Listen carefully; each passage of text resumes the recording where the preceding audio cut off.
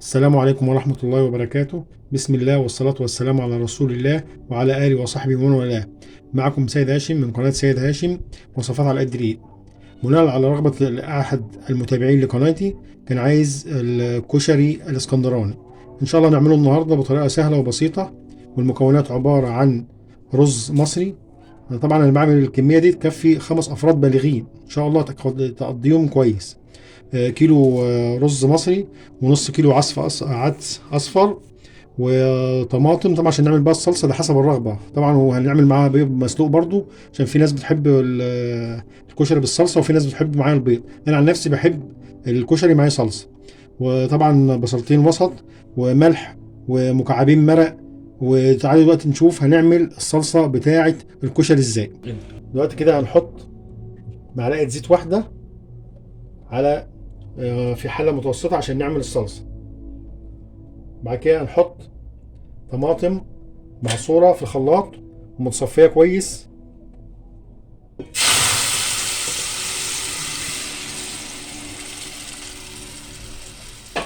وهنضيف معاها معلقه بابريكا،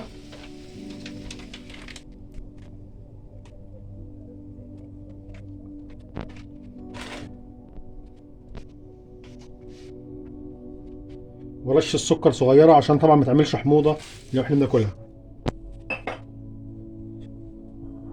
ونقلب.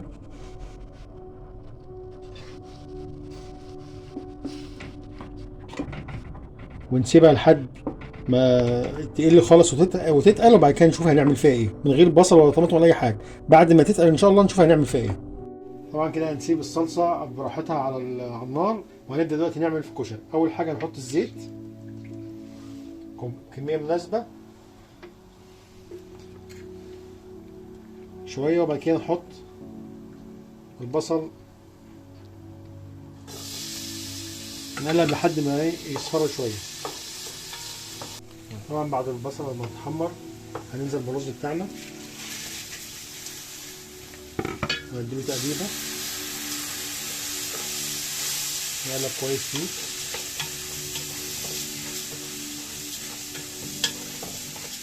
بسم الله ما شاء الله. بعد كده ننزل بالعدس بتاعنا الكميه كلها برضو العدس والرز مغسولين كويس جدا ومتصفيين كويس. نقلب فيهم كويس لحد ما يتحمروا حلو جدا. دي طبعا تركايه، لان في ناس بتعمل الميه الاول بعد كده تنزل بالعدس والرز، وده بيخليه متعجن. انما كده الرز والعدس بيطلع مفلفل معانا، وهنشوف ان شاء الله النتيجه في الاخر. نقلب كويس لحد ما يتحمر معانا.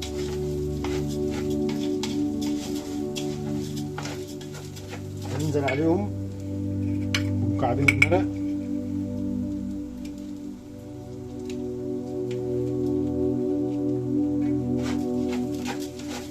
والملح بتاعنا، ونقلب لحد ما يحمر.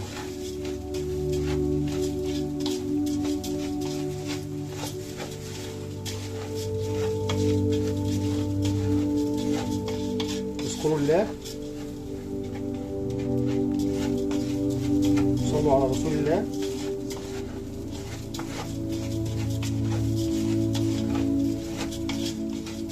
لا اله الا الله.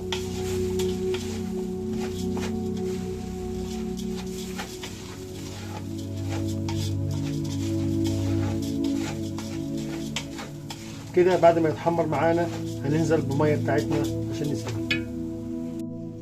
طبعا بعد ما حمرنا الرز مع العدس نشرخش كده، هنبدأ نحط المية عشان يستوي.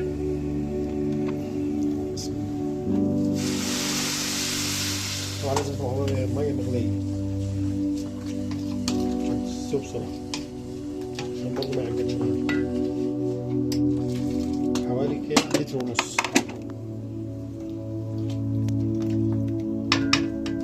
هنغطي عليه لحد ما يستوي.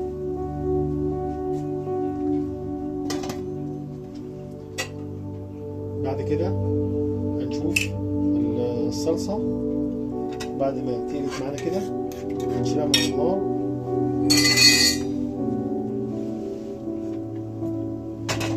بعد كده هنعمل الدقة بتاعتها، عبارة عن توم وفي زيت.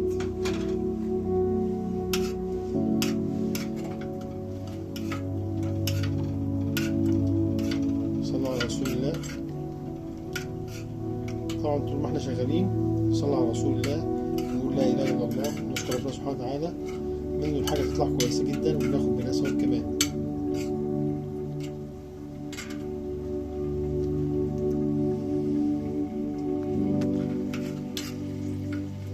لا إله إلا الله.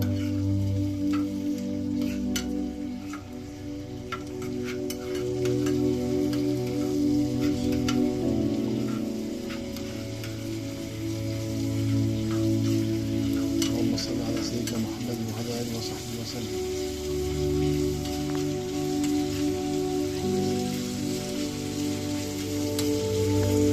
لا إله إلا الله.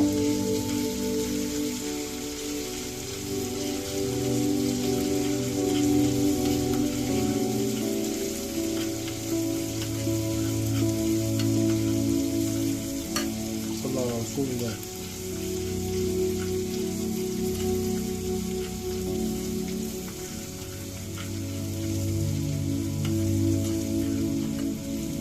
لا حول ولا قوة إلا بالله العظيم.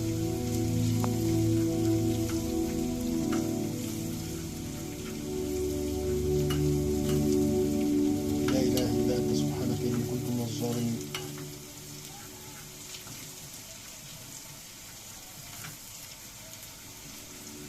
طبعا بنستنى لما الطوب يحمر شوية ننزل بيه على الصلصة.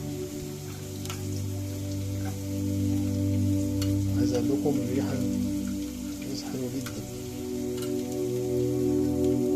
بنشوف طبعا اول ما يتشرب لازم نوطي عليه عشان يستوي براحته.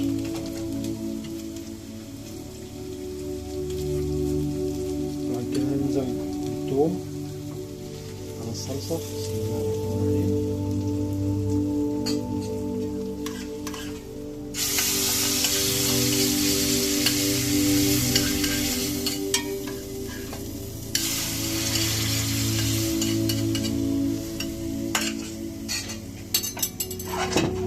بعد كده هنحط التوابل بتاعتنا، ونحط طبعا على الكشري. نحط التوابل بتاعتنا على الصلصة، هي عبارة عن نص معلقة كزبرة،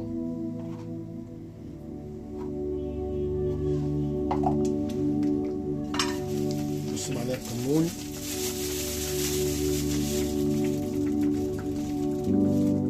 الحاجات دي بتدي طعم جامد جامد جامد للصلصة.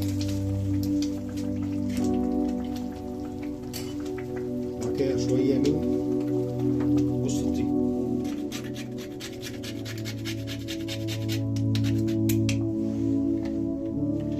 في كمان حبهان ورق لوري، يبقى حاجة جنان جدا. بعد كده نحط مكعب مرق،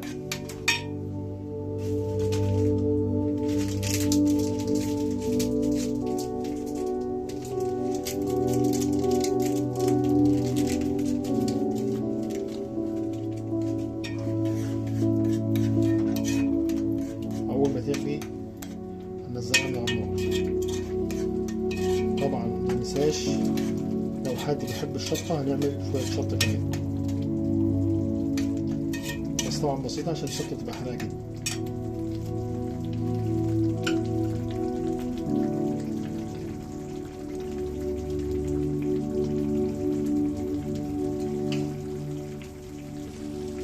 كده خلاص هننزل الصلصة من على النار.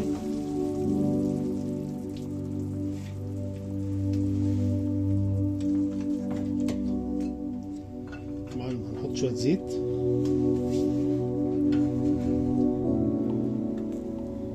متنسوش تشتركوا في القناة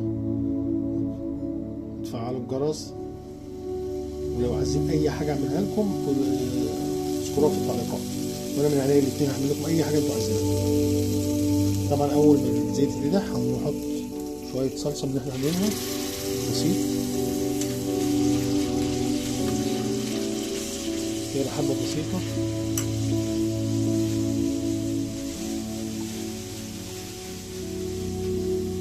وبعد كده نحط عليها الشطة.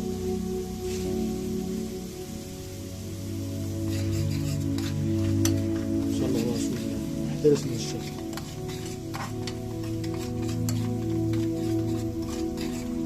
كده الشطة بقت جاهزة معانا.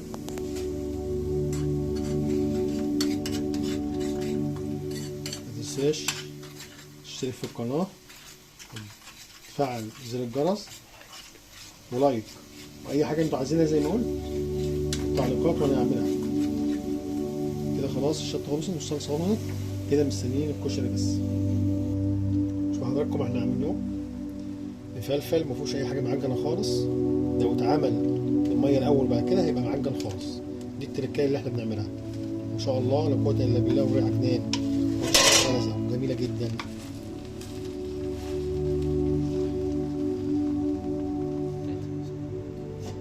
كده استوى الحمد لله، وهنغرف دلوقتي وهنوريكم هنقدمه ازاي. وده الشكل النهائي بعد ما غرفنا. وطبعا احنا زي ما قلنا في الاول ان هو بيتاكل بالبيض المسلوق او بالصلصه والشطه. وطبعا انا عملت الاثنين عشان في اللي بيحب كده وفي اللي بيحب كده. وبألف هنا وشفا. وان شاء الله ما تنسوش تفعلوا زر الجرس والاشتراك في قناتي. ولو حد عايز اي اكل مني يطلبه في التعليقات وانا ان شاء الله هعمله. والسلام عليكم ورحمه الله وبركاته. وما تنسوش تدعموني وتشتركوا في القناه وتفعيل زر الجرس ولايك. الصوره دي بتتصرف.